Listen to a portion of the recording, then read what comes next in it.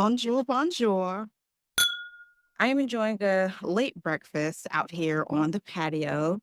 I thought, oh, well, I'll do a little tablescape with my croissants and eggs and everything. And then once I had everything cooked and prepared, I was like, I might as well just enjoy my breakfast out here on the terrace and have an Eiffel Tower view.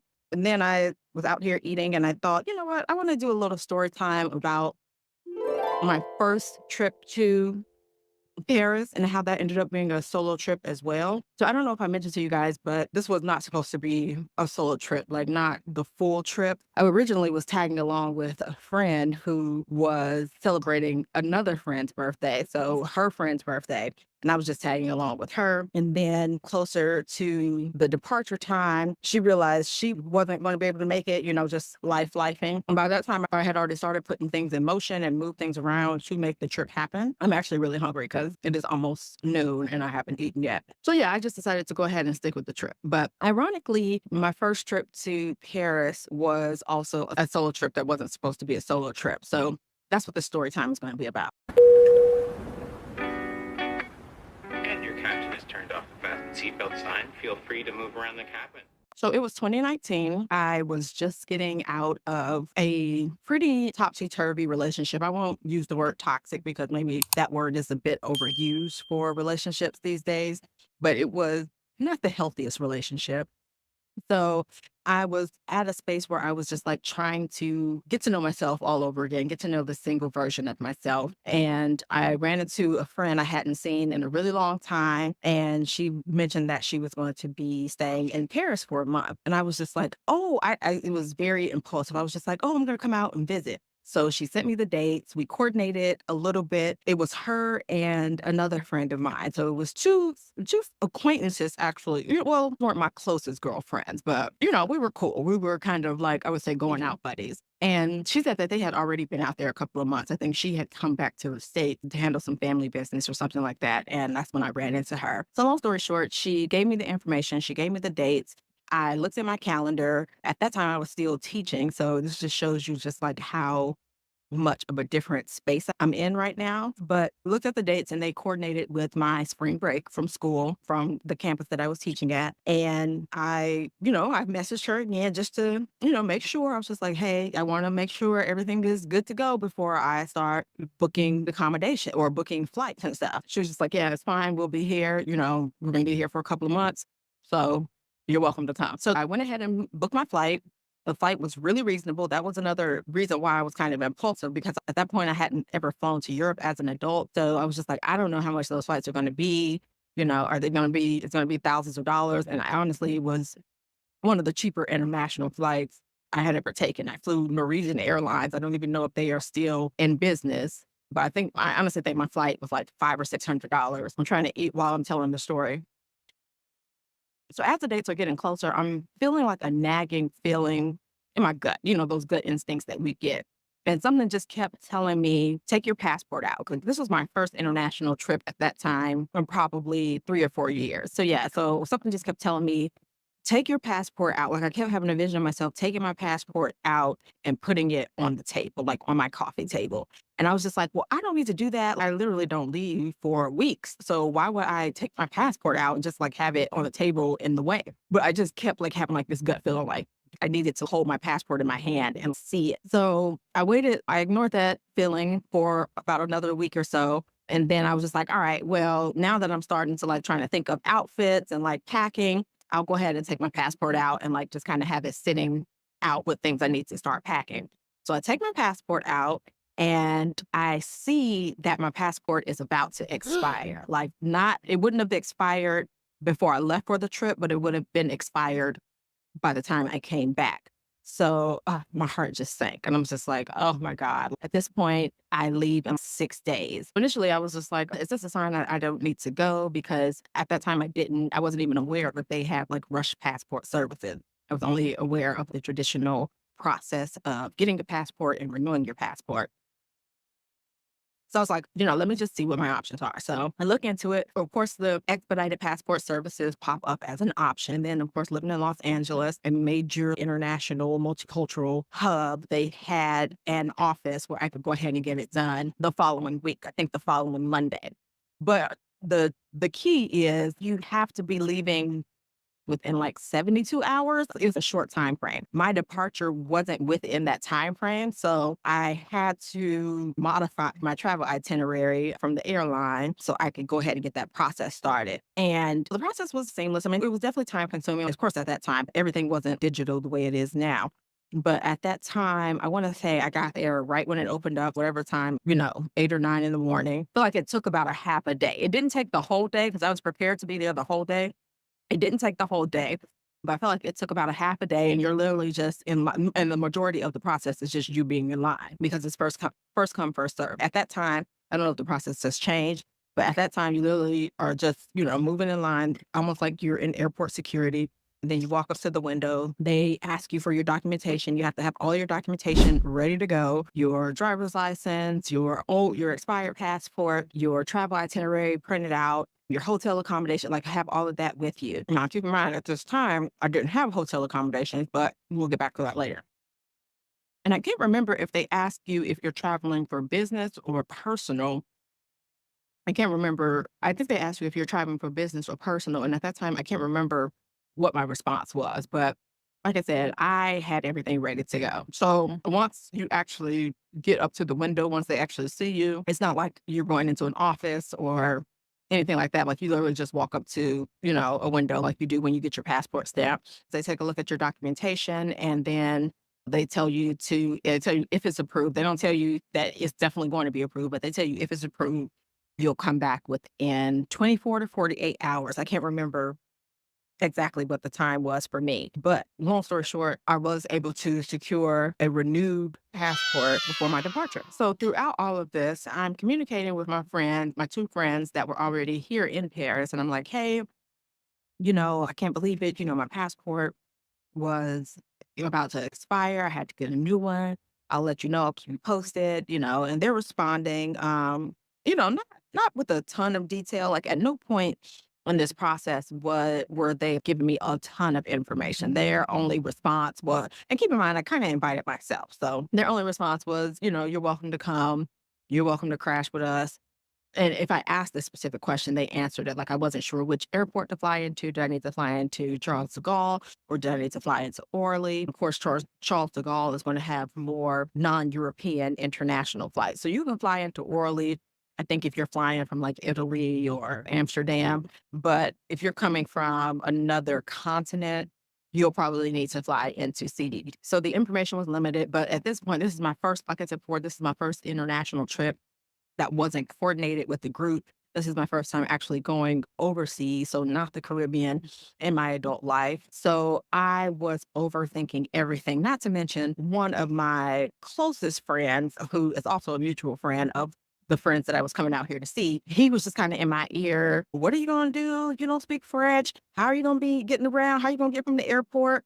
Just making little comments like that. So I was starting to overthink. Then I was just like, you know what? Let me just do my research. Like, luckily, there's a world wide web out there. All you can pretty much look up anything you want to look up. So this was the origin story of me as being a solo traveler because I started to do the research. I started to research, important words and phrases in French. I started to research how to get around Paris, started to research, Parisian culture and just interacting as a US citizen. The rest of the world has their impression of American citizens. So when you're traveling as an American citizen, you have to be aware of that. You have to be sensitive to the impression that others have of us. So starting to do that research. And of course, this is when I started to see that there are mixed reviews about being a tourist in Paris as a US citizen. Some people absolutely love it. Paris is the place to be. Some people were like, you know what, if I never go back to Paris again, I'll be absolutely fine.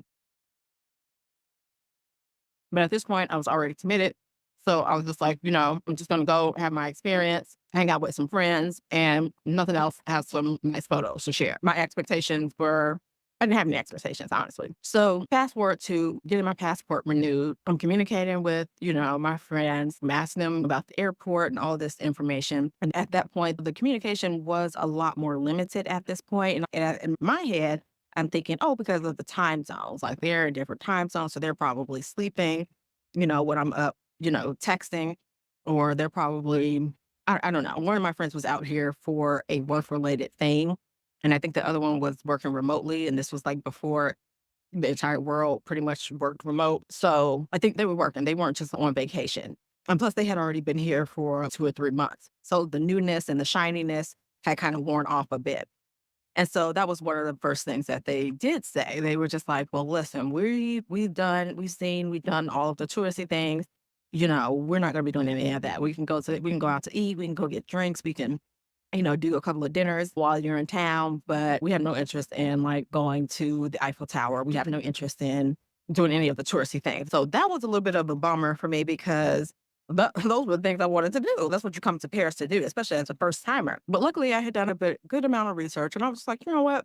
I should be able to navigate on my own. I'm a smart girl. I'm a smart cookie. There are a lot of other American tourists in Paris, and just knowing that I would have people there and I would be staying with friends, that gave me a bit of solace. Like I wouldn't just be out wandering the streets alone. But then that is when they hit me with oh, and by the way, we have another friend that's going to be staying with us during the dates that you're supposed to be here. So we don't have anywhere for you to sleep. She texted me and she was just like, just so you know, we're staying in a 1 bedroom. It was 2 of them staying in a 1 bedroom, which not unusual. They're doing a short-term rental. They probably did not want to blow their entire budget on a massive penthouse. And they had converted the dining room into another sleeping area. So one of my friends was in the 1 bedroom. Another of them were like in like the dining room that they had converted into a sleeping area, but it was like a separate dining room. So it wasn't like a dining room that you can kind of see from the living room. It was like a dining room that you have to go into a separate room to get to, but it wasn't as private as an actual bedroom. And then they had living room area, which was pretty small. It was even smaller than this living room area that I'm currently in. But it had a couch, a little accent chair, and an eating table. So they had the area of the living room, they had put like a dining room table, but not like a full dining room table, like a dinette. Just to give you an idea, I don't have any photos, but I'll drop any photos from that trip I do have because I wasn't vlogging or doing content or anything during that time. So I just, it was literally just for the experience. So it was a pretty small apartment, but they were making it work. It would have worked fine for 2 people for sure. But so then, like I said, they messaged me and was just like, oh, just so you know, another friend is going to be staying during the time you're here, and she's going to be sleeping on the couch. So there's nowhere for you to actually sleep, but you're welcome to make a pallet on the floor. But you should also know that we have a lot of ants. And so I'm reading this message like, "Are you serious? Like, I'm not flying all the way to Paris to sleep on a floor in with ant-infested apartment, like, that's insane." So, the communication had kind of hadn't stopped. Like I said, if I asked a question, they would answer it. At the time, I thought that they were extremely busy with work because they were both working. And I also chopped it up to the time difference because the communication had gotten to a point where I was sending like, almost like paragraphs of information, just asking questions like, "What do you think about this? And how's the weather? What about this? What side of town is this on? How far away is this?" Just asking like questions. And I would get like very short, I would get answers, I would get responses, but they would be very short and kind of curt and to the point. So, long story short, time comes, I feel a lot more comfortable because I've done my research. I feel like if I need to go out and explore by myself, I can do that. But it's good to know that I do have people that I know and trust in the city of Paris. So now it's time for me to leave. It's my departure day. I don't know what these things are called, but they're so delicious. It's like a croissant, but they're called chocolate croissants because it has like chocolate in it. Delicious. So I head to the airport, to the international wing of LAX, Tom Bradley, get into the airport, and there are just signs all over the place in French. I can't read them. I don't know what they say, but I see like a herd of people just kind of like in the general check-in area, the ticketing area where you get if you're going to walk up to the counter and get your boarding pass. Because a lot of international flights at that time, you weren't able to print out your own boarding pass. So as I'm walking closer to the Norwegian airline, I think that's who I was flying with, I'm seeing that the crowd is getting more dense. And so that's when I start looking around and I'm like, oh, all of these people are trying to check into this Norwegian airline flight, which I thought was weird because I was there pretty early. So I thought it would be weird that like literally there would be so many people there at the same time. Long story short, find out the flight is completely canceled. I had not received an email, a text, any sort of notification whatsoever. The flight was just canceled. I don't even know if Norwegian airline is still in business, but they should not be because they've handled that horribly. And now this, granted, I can give to the airline industry that a lot of policies and approaches have changed post pandemic, but still, even for pre-pandemic times, like that was handled horribly. So they were just like, the flight is canceled. We don't know what to tell y'all. Cause the people that are actually ticketing agents, a lot of times those are third party people. So they're not able to make any real decisions. If it's another flight coming up, then they can put you on it. But for the most part, Norwegian Airlines, I'm pretty sure, operate out of Norway. So most of those people that are working in LA and out of LAX are probably third party people that are just staff there. So they had no information and they were just like, you can call. Of course, I called. My flight left very early. It left at like the crack of dawn. I can't remember, but I want to say it left at like 5 or 6 in the morning. So I'm already tired. When your flight leaves that early, you don't get any sleep. You just go ahead and stay up all night because you think, oh, I can sleep on the plane. It's an 11-hour flight. Perfect. So I'm tired. My eyes are getting heavy. And I'm just like, you know what? I'm going to just head back home. And I head back home. I just fall asleep. I didn't look up anything. I think I tried to call Norwegian and I couldn't get through. And I just basically ended up like falling back to sleep.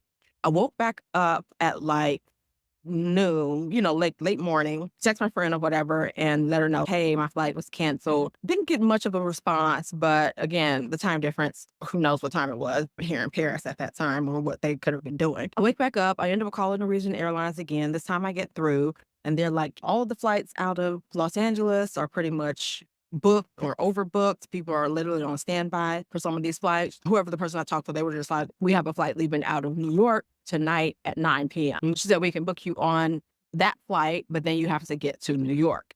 And so I'm just like, you know what? That's fine. I can get to New York. And so they actually booked me like a flight, I think it was on Delta, from LA to New York and then from New York to Paris. And honestly, that worked out well because me having not flown internationally in such a long time, that 11-hour flight did a number on my body. So flying from LA to New York, which was about 4 or 5 hours, like 4 hours and some change, broke it up. And then I was able to fly, I think it was like 6 or 7 hours from there from New York to Paris. So that actually, it worked out and I didn't have any issues. So get to Paris and get the message that, don't really have anywhere for me to stay. I ended up trying to book a hotel on my phone. I booked this like super dingy hotel over by the Louvre. It looked okay in the photos, and also my budget was very limited. Like I said, this was when I was still teaching, but I went ahead and booked that hotel, and I'm gonna go back by there while I'm here and see if it still exists because it was very much like a bed and breakfast. It felt give you the vibe like you were staying, at your grandma's house or something like that. Like the linen and it just looked very old timey. So it was interesting, but I only stayed there 2 nights. Or did I stay there 3 nights? No, because I was only here 3 nights. Oh, yeah, so that was the main thing. So I did end up making it to Paris, but I ended up losing a day. So I was supposed to be here for 5 days. I was supposed to get here, like, Monday afternoon, like, Monday at, like, 3, and then I left Friday at 3, but I ended up not getting here until Tuesday evening, and then so that was what they did when the mix-up happened. They were able to extend my flight to Saturday because I did, complain about that. I was just like, well, I'm not going to have my full vacation. So instead of me leaving Friday, I ended up leaving, I think, like Saturday morning. But long story short, I was here for 3 full days, not including the travel day. I was here Wednesday, Thursday, Friday, and then I left on Saturday. So once I got here, my friends were basically saying the girl that was staying with them that she was going to leave on Thursday, I think, Thursday or Friday. So that last day I did end up staying with them. And once I got here, I I fell in love with Paris right away. So I don't know if it was just all of the anticipation and buildup that led, of just not knowing what to expect, or if it was just one of those situations where everything that could go wrong did. And ironically enough, the last time I came to Paris, which was when all this stuff happened, Mercury was also in retrograde. And that was when I first started researching or understanding about Mercury retrograde and like how it affects travel and communication. So I do remember that Mercury was in retrograde and Mercury is in retrograde now. which this has been a very similar situation. But I think now that I have a lot more travel experience, I'm able to bounce back a lot quicker from it. So it's not like, oh, my flight got canceled, or oh, my friend said she can't make it. These hiccups happen, so we should cancel the whole trip. It doesn't like throw me off as much now as it would have 5 years ago. So the main takeaway is I got here.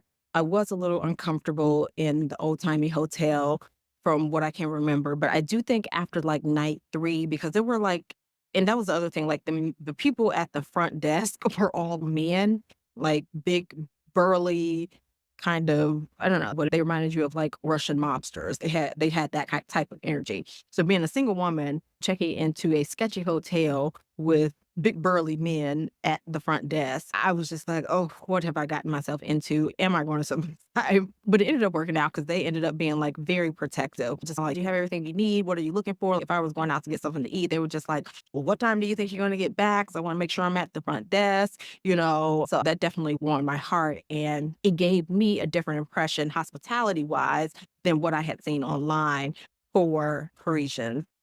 So stayed there for like 2.5 days. I think I checked in late Tuesday, Wednesday, and overnight Thursday, I think. Or did I check out on Thursday? I think maybe I checked out on Thursday, and then that's when I went to, stay with my friends for, like, the last day and a half. That's why I knew their apartment was really small, and once I actually got over there and talked to them, and we had met up a couple of times the first few days I was here. They came to my side of town. I was staying closer to the Louvre. That's the other thing, they were staying kind of far out as well, so I think it did work out for me being a first timer that I was able to stay a little more centrally located. So the sketchy hotel that I was staying in was literally steps away from the Louvre. Like like literally you could like cross the street and go diagonal and you're at the Louvre. So from there, everything was like 10 minutes away. I could hop on the train and go to the Eiffel. I could hop on the train and go to the museum, the cathedral. I think it was one of those things where it looked like everything was going wrong, but everything was actually working out the way it should have, because I do feel like I would have, had I stayed that far out, like in the neighborhood where my friends were actually staying, and with them not wanting to go out and sightsee, that probably would have discouraged me from going out and sightseeing, which means I probably would have just kind of been stuck in that tiny apartment. And that wasn't what I came here to do. So that was like my first taste of solo travel, of independence, of being in a foreign city, not speaking the language, taking a chance on something that was a little outside of my comfort zone. And it actually worked out. Luckily, I was able to make a claim with Norwegian Airlines, and all of those extra expenses, even the hotel, I ended up getting reimbursed for. So yeah, it worked out. And I think that that experience still sits with me as the experience that sparked something, or that lit a spark in me of wanting to solo travel more, wanting to see the world more, wanting to get my own experiences with different cultures and not take somebody else's word for it. Because had I taken other people's word for it, you would think that Paris is not the place to be. And Paris is absolutely the place to be. Even just being here, I don't even know what area I'm in, but just like today, going to get my little breakfast, my little baked goods, my sparkling wine, champagne. I don't know if this is sparkling wine or champagne. It doesn't say, or maybe it says, but it's in French. It just, the energy, the vibe, just being able to walk and get groceries, everything being so walk friendly. I'm going to get out now. It's afternoon. The sun is out a little bit more. I'm going to change clothes or put on some clothes and go try to walk to the Arc de Triomphe. It's a little under 2 miles away. So that'll be 2 miles there and 2 miles back. So I'm sure I'll be exhausted by the time I get back. But yeah, this first day has been amazing. Definitely felt nostalgic, and I've been kind of having flashbacks of my first time in Paris. So that's why I wanted to get on here and share that story time. But other than that, I'm going to continue to take you guys with me. I'm here for another couple of days. So here's to Paris.